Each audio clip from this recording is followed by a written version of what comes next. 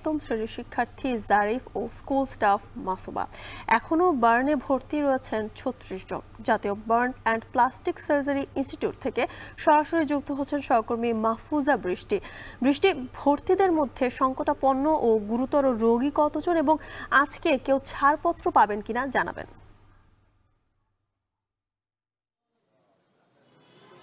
যদিও আমরা জানি যে এই যে দগ্ধর ঘটনা ঘটেছে মাইলস্টোনে, সেই জায়গা থেকে জাতীয় বার্নে কিন্তু একের পর এক মৃতের সংখ্যা বাড়ছে।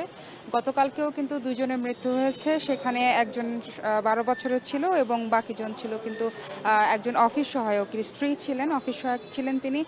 সেই জায়গা থেকে যদি বলি, আজকে এখন পর্যন্ত আপনি যেমনটা বললেন যে 36 জন এখন পর্যন্ত ভর্তি রয়েছে। তবে গতকালকের ব্রিফেও যদি আমরা বলি, এখানে যে ঢাকা জাতীয় burn and plastic surgery institute থেকে যে মহাপরিচালক যিনি আছেন তিনি কিন্তু ব্রিফিং করেছিলেন, বলেছেন যে আগামী 10 দিনের মধ্যে অথবা 1 সপ্তাহের মধ্যে পর্যায়ক্রমে কিন্তু আরও 10 থেকে 12 জনের মতো শিক্ষার্থী যারা দগ্ধ রয়েছেন তাদেরকে কিন্তু দ্রুত নিরাময় করে ছেড়ে দেওয়ার একটা পরিকল্পনা তারা করছেন, অথবা সম্ভাবনা রয়েছেও বলা যায় এমনটা।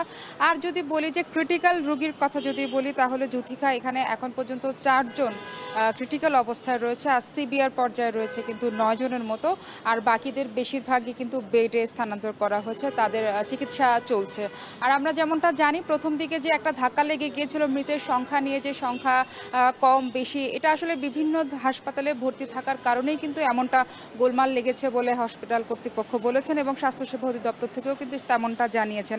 যদি বলি তাহলে আপাতত ডাক্তার যারা আছেন, এবং আমরা জানি বিদেশি চিকিৎসকের দলও কিন্তু এখানে রয়েছেন, যে জাতীয় বার্ন এই ইনস্টিটিউটে যে 2-1টা সরঞ্জামের প্রয়োজনীয়তা ছিল, অভাব ছিল, সেগুলো কিন্তু যে সিঙ্গাপুর থেকে যে দল এসেছেন চিকিৎসকের টিম, তারা কিন্তু সাথে করে নিয়ে আসেন। তো বলা যায় যে আপাতত এখানে কোনো ধরনের কোনো ঝুঁকি নেই, এবং নিরাপত্তাজনিত সব কিছু বজায় রাখার জন্য এখানে র্যাবের ফোর্স রয়েছে, পুলিশ বাহিনীর রয়েছে। আমরা এখন পর্যন্ত সেনাবাহিনীকে দেখিনি আজকে পর্যন্ত, কিন্তু এর আগে তারাও দায়িত্ব পালন করেছিলেন। সব কিছু মিলিয়ে এই পরিবেশের ডাক্তার এবং নার্স যারা আছেন সবাই যথেষ্ট চেষ্টা করছেন যে রোগীদেরকে তাড়াতাড়ি দ্রুত নিরাময় করে তাদের নির্দিষ্ট স্থানে গন্তব্যে তাদেরকে যেন পৌঁছে দিতে পারে।